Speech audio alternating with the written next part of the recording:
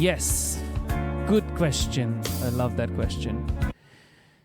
So Abir wants to know, it would be great if I break down the process. Yes. I love talking about the topic. So I'm just going to give you a very quick brief. And then I'm going to be here for hopefully every Friday nights. We shall discuss this more. And I love this talking about this topic. Okay. Basically, what I used to do back long time back. Anyway, I used to think scales. Right, and I would wonder what scale should I play. That's how you start, which is great. That's a great starting point. Eventually, then you start thinking about modes, which is also kind of similar, but you should think about modes as their own scales because all modes have a different sound. Although modes are derived of a major scale, but you should think of modes as their own scale. I've used that concept for like a long time, about 10 years. Then I kind of stumbled upon, and when I went to Lama for my music degree, I was introduced to the CAGED system. So, which is a long topic. I will discuss that in maybe next week if you are still here. From that CAGED system, what came out is now these days I'm kind of following chords as much as I can and chord shapes as much as I can, right? So this track was mostly based on, like, as an overall sound, it was mostly based on A major and D major. It's an elevated jam tracks on YouTube if you want to check. So very simply, what I'm thinking is when I know that there's a D major going on, or when I see that there's a D major going on, I can see this shape. I can see this shape on D major. I know you know this chord, right? Everybody knows this chord. So I can see this shape. Let's talk about just these three strings for now. I can see this shape on my fretboard.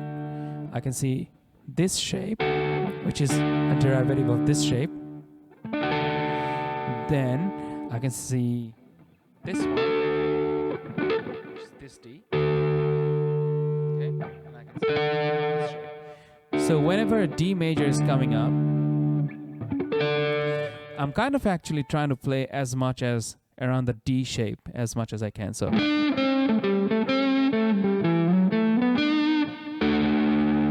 that will always fit on a D chord.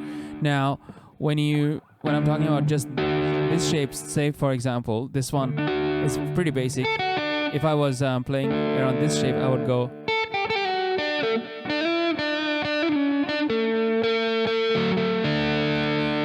I'd keep an eye on kind of this shape, and then connecting that from there.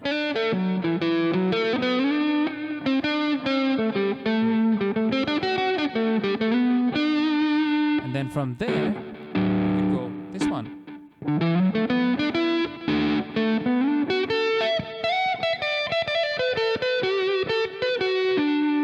So it's not exactly arpeggios. It's not that. It's kind of playing around that chord shape. So if I take that one.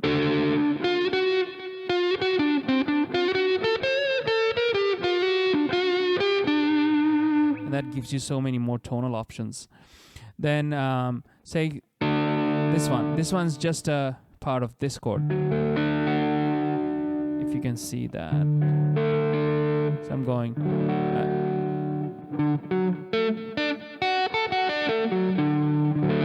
Give this a try. So when I'm seeing D come up, I can play around this chord shape then.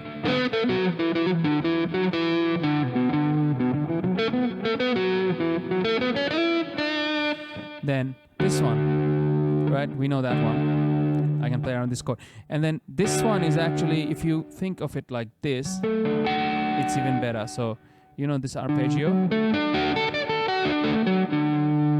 So D, F sharp, A, I'm kind of putting that F sharp in the bottom,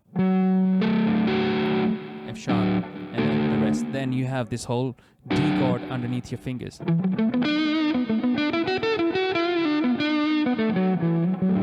Let me know if you can hear my voice properly and if any of this shit is making any sense. Right? And then I have this one.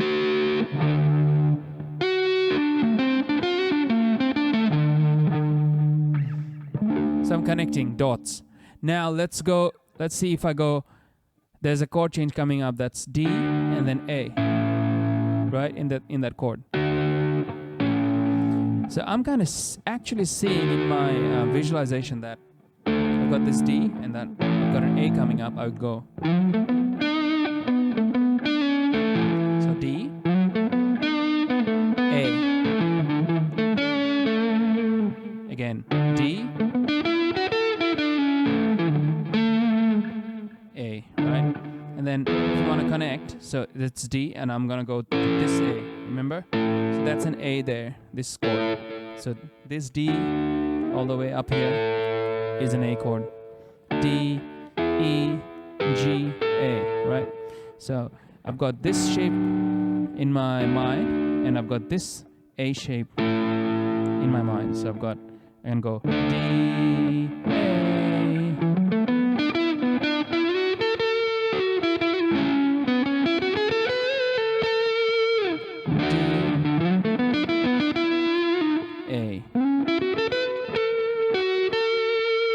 Does that make sense? Let me know if that makes sense. I can talk like forever on this topic. Yeah, please let me know if that made any sense at all. So how do you practice that shit? You pretty much have to take it slow. So what I'll suggest, maybe just put in one chord. Do the notes have to be the same as the notes in the chord, or it's possible to go out of that too? Yes, it is definitely possible to go out, and eventually you want to go out of that note because playing the notes can get boring quite a bit eventually, but that's eventually.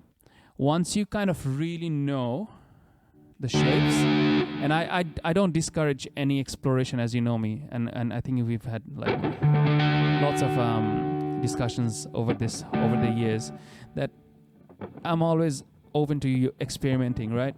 But I would suggest first memorize these shapes a little bit, and then you can definitely open to go out of the notes. But the caveat or the thing you need to remember is that you have to come back into a good note as an ending, and your outside notes should fall in a phrase, but it should never end on a phrase. So, for example, what I mean.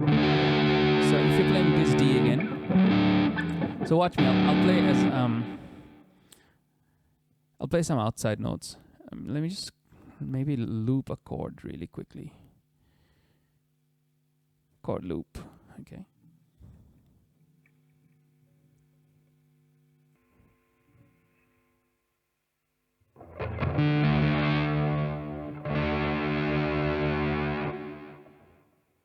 What's that? Let's see, what's that beat? Fun nice beat. Anyway, we'll just use that. 3, 4.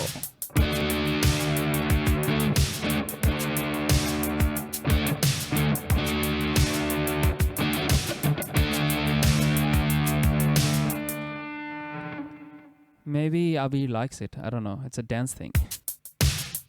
Ooh. That's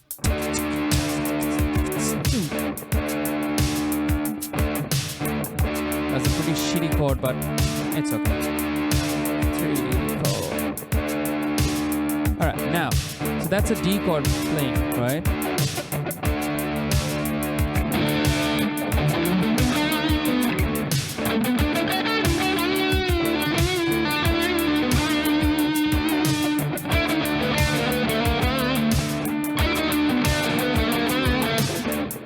So there you go, what I did there. Look, I'm seeing this shape, totally seeing this shape,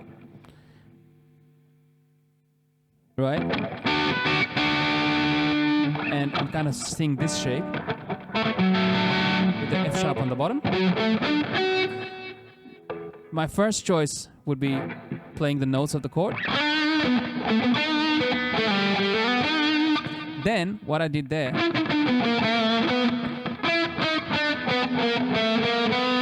so good note, outside note, good note, outside note, good note, good note, outside note, good note. So chromatics. So I'm throwing in chromatics. I'll play a bit more.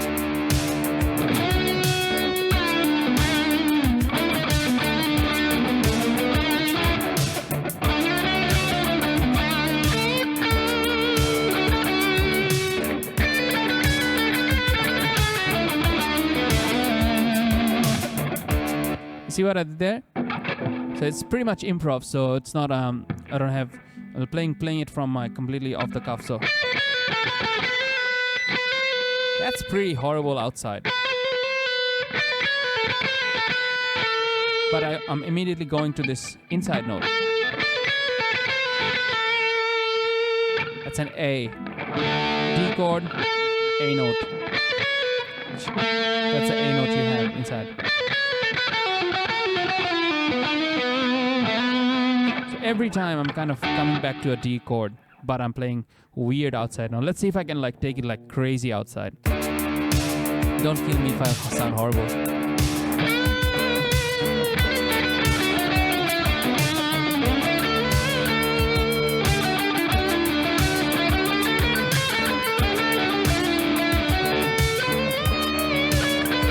Maybe that was a victim one.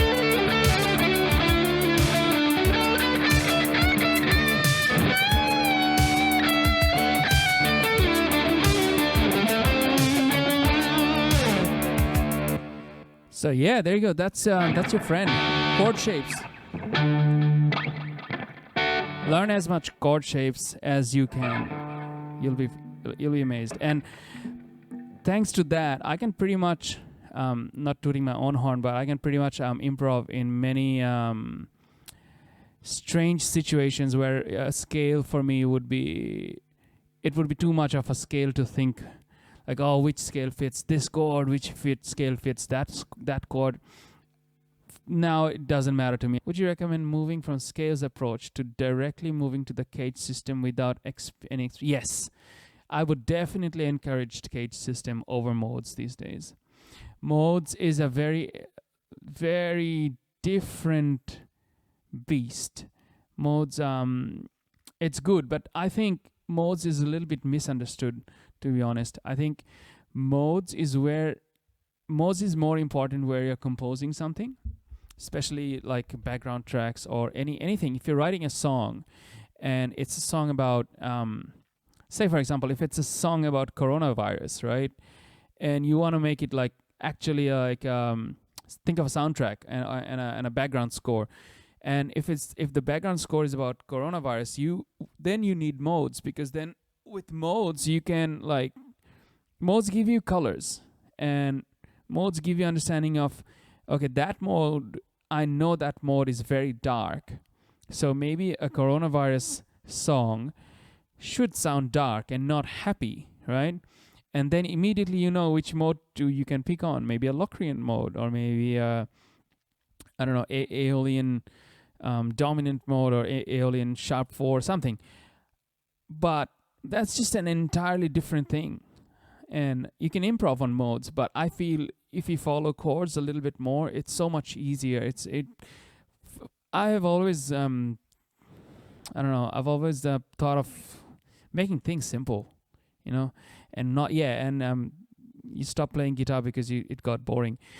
Definitely, man, it gets boring. It's scale just like ba ba ba ba ba ba ba ba. It's just 1, 2, 3, 4. I mean, monkeys can play that, but think of chords. And chords are, if you're playing chords, you're already not playing 1, 2, 3, 4, 5, 6, 7, 8. You're already playing 1, 3, 5, 7, 9, etc. Right? Because chords are broken down. So you're differentiating yourself from the crowd. So I'll definitely recommend chord playing.